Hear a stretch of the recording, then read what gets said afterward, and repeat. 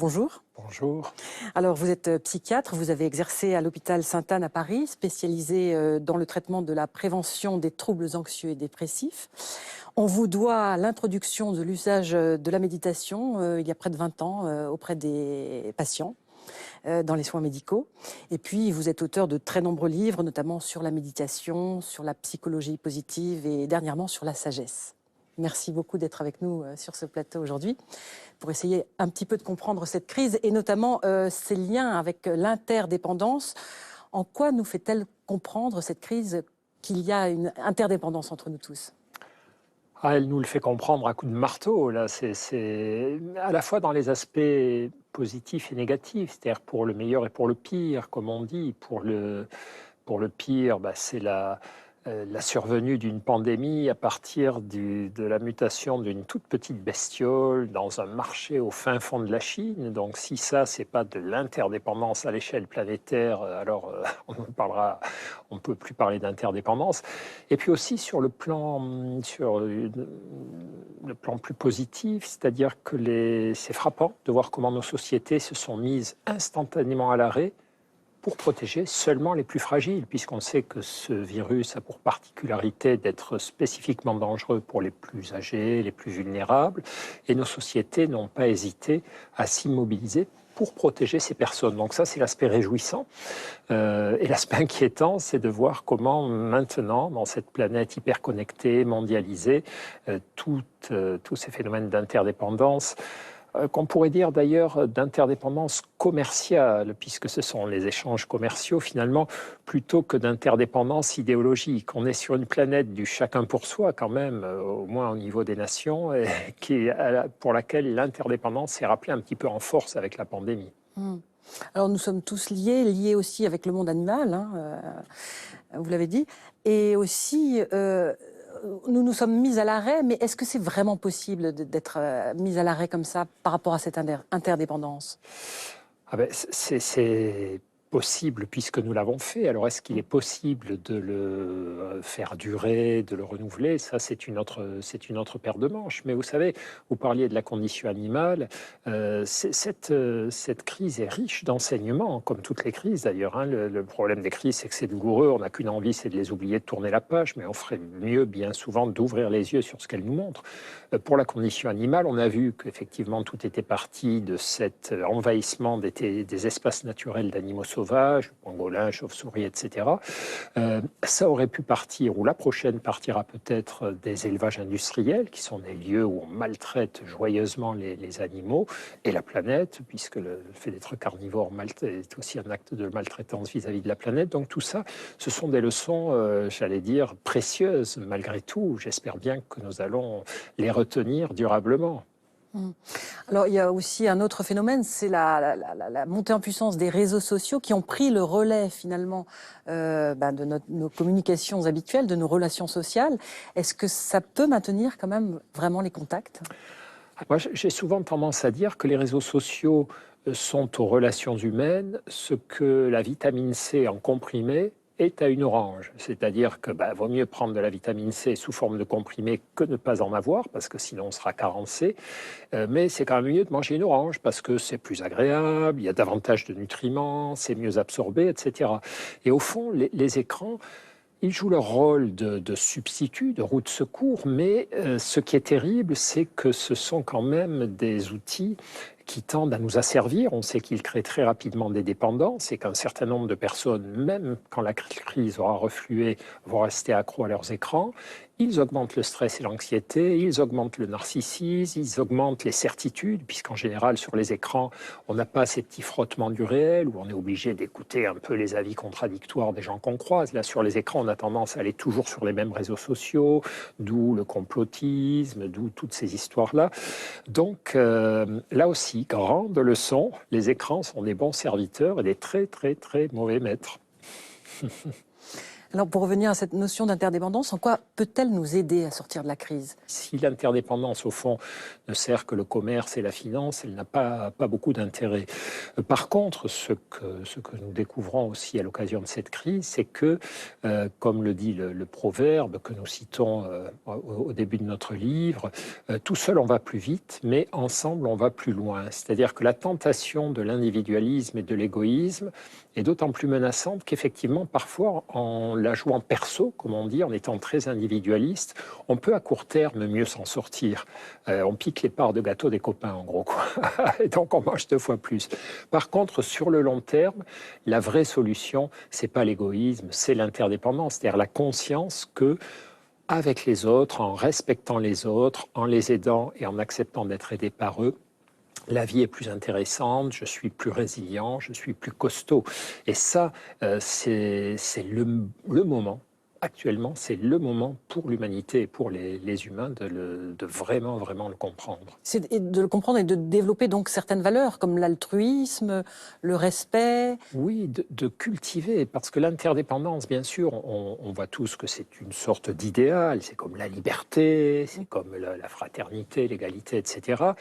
Mais comme tous les idéaux, elle doit se travailler par des efforts au quotidien et par un état d'esprit. C'est vrai que l'interdépendance, c'est un état d'esprit, c'est toujours se demander finalement, se poser la question régulièrement, qu'est-ce qui, dans mes succès, dans ce qui va bien dans ma vie, est dû aux autres? Ne jamais oublier ce que je dois aux autres. Si je réussis un examen, si j'atteins un objectif, bien sûr que j'ai fait des efforts en général, mais j'ai aussi été aidé à un moment de ma vie. Donc, s'arrêter, prendre conscience de ça, avoir de la gratitude pour ceux qui m'ont aidé, prendre conscience que sans eux, je n'en serais pas où j'en suis, etc.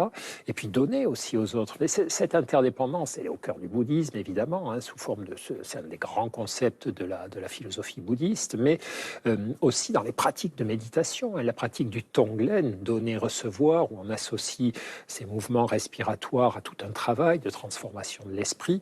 C'est une mise en pratique, au fond, de ce que peut être l'interdépendance au niveau social. Au niveau de la société, l'interdépendance, c'est je reçois, je redonne, je reçois, je redonne, comme une sorte de respiration de nos groupements humains. Alors pour revenir et tenter encore d'expliquer la crise, il y a cette notion d'inégalité qui a été révélée finalement, une inégalité sur plusieurs plans. Est-ce que vous pouvez nous expliquer un petit peu? Et oui, comme toutes les crises, celle-ci a montré que les humains n'étaient pas égaux entre eux, qu'ils étaient dotés de ressources différentes. Il y a des gens qui avaient beaucoup de ressources face à cette crise, qui avaient des ressources extérieures. Il y avait un jardin, qui avait des voisins, qui avaient les moyens, au fond, d'organiser une vie pas trop désagréable, même dans un cadre confiné. Il y avait des gens, il y a toujours des gens qui ont des ressources intérieures, qui aiment bien être seuls, réfléchir, lire, écrire. Bon, ben, ceux-là, évidemment, ils ont tous les outils pour mieux s'en sortir. Et puis d'autres parmi nous qui sont moins bien équipés pour ces restrictions. Vous savez, tous les humains dont l'équilibre repose beaucoup sur l'extériorité, sur les actions, les interactions, les distractions, les sorties, ceux-là, ils ont beaucoup souffert. Et le confinement les prive de grandes sources d'équilibre. Parce que ce qui fait l'équilibre d'un être humain, bien sûr, c'est tout ce qui se passe à l'intérieur de lui-même, mais c'est quand même aussi toutes ces nourritures qu'il reçoit, des interactions avec l'environnement. On peut en être privé un certain temps de ces échanges sociaux, de ces sorties, de ces balades, mais pas trop longtemps. Sinon, très vite, vous savez, vous prenez un humain, vous le mettez seul, vous l'empêchez de sortir de chez lui. Même s'il a des ressources intérieures, ça va mal se passer en quelques mois. On observe aussi une inégalité au niveau des pays. On a l'impression que les pays riches, les plus développés, ont été finalement les plus vulnérables à cette crise. Oui, ça c'est curieux, mais c'est assez classique aussi. C'est-à-dire qu'en fait, les pays développés et privilégiés sont aussi les pays dans lesquels l'interdépendance technologique, en tout cas, est à son niveau le plus élevé. Nous sommes très dépendants de l'eau courante, de l'électricité, du confort moderne. On s'énerve dès qu'on n'a plus de réseau.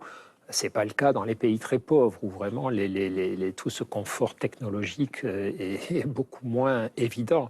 Et donc, dès qu'il y a un peu de neige, une panne d'électricité ou une panne de transport, on est très perturbé parce qu'on a pris des habitudes de confort.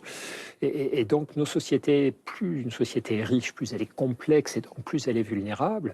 Et puis aussi, on a pris l'habitude, effectivement, de vivre confortablement. On a perdu la notion de ce qu'est la rudesse, parfois, du quotidien. On a des assurances. Moi, j'ai vu un jour des assurances pour les gens qui voulaient partir à la neige. Assurance contre l'absence de neige. Donc, voilà, on va aller faire du ski, mais on prend une assurance pour être sûr qu'il y aura de la neige ou sinon être remboursé. Donc, c'est ça qui nous rend plus fragiles aussi. Et ça aussi, c'est une leçon intéressante. C'est-à-dire, finalement, le confort, c'est très bien, protéger les gens, c'est très bien, mais au-delà d'un certain seuil, est-ce qu'on ne devient pas tous les uns et les autres un peu trop douillés, un peu trop insatisfaits? Finalement, est-ce qu'on peut dire que cette crise, ce ralentissement général imposé à tous, n'est peut-être pas quelque part un peu salutaire? Si, on a envie de dire ça. Alors, c'est délicat de le dire dans la mesure où il y a quand même des gens qui sont morts, où il y en a quand même beaucoup d'autres qui souffrent et qui vont encore plus souffrir à terme, hein, les jeunes, les travailleurs précaires. Donc, c'est vraiment compliqué de dire bah, la crise nous a apporté des choses par rapport à ce qui se passe pour eux. Mais globalement, au niveau de notre société, je crois qu'elle nous aura forcé à ouvrir les yeux sur nos fragilités. Et vraiment, pour que cette crise laisse un héritage fécond, il faut qu'on se dise, OK, qu'est-ce qu'elle nous a montré? Quelles leçons elle nous a délivrées? Et là, on pourra prétendre en avoir fait un bon usage. Peut-être aussi l'occasion d'être plus altruiste, de regarder plus son environnement direct ou plus lointain. Oui, oui, oui. Ben, on parlait d'interdépendance. Après, l'interdépendance, ça doit être aussi une pratique quotidienne et ce qui aide à faire vivre l'esprit de l'interdépendance en nous, c'est justement la conscience de l'altruisme, la conscience de la gratitude, la pratique de la bienveillance, la pratique de la compassion. C'est s'apercevoir, vous savez, que la loi de la jungle, on a longtemps cru que la loi de la jungle, c'était la compétition, être plus fort que les autres. Et puis, les travaux les plus récents des éthologues montrent que la vraie loi de la jungle, celle qui permet à une espèce et aux individus qui la composent de survivre, c'est la collaboration. Autrement dit, de l'interdépendance en action. Et ça, si nous l'oublions, nous sommes cuits. Merci beaucoup. Ce sera le mot de la fin pour cette première partie d'émission. Nous vous retrouverons la semaine prochaine avec plaisir pour la suite. D'ici là, voici quelques propositions de livres. Tout d'abord, Ces liens qui nous font vivre, éloge de l'interdépendance de notre invité Christophe André avec Rebecca Shankland, édition Odile Jacob. Pour être plus heureux, il est nécessaire d'œuvrer avec ou pour les autres. Ce livre propose ainsi des conseils concrets pour comprendre la notion si bénéfique d'interdépendance à travers des applications simples à mettre en œuvre au quotidien avec son entourage. Abécédaire de la sagesse, coécrit par Christophe André, Alexandre Jolien et Mathieu Ricard, chez l'Iconoclaste, qui propose ici un petit dictionnaire pratique de la sagesse à conserver près de soi. Réflexion d'un médecin bouddhiste à l'usage des soignants et des soignés, de Daniel Chevassus, édition Sully. L'auteur, pratiquant bouddhiste, nous montre ici comment la médecine et le bouddhisme répondent à une même vocation sacrée, reconnaître et soulager la douleur.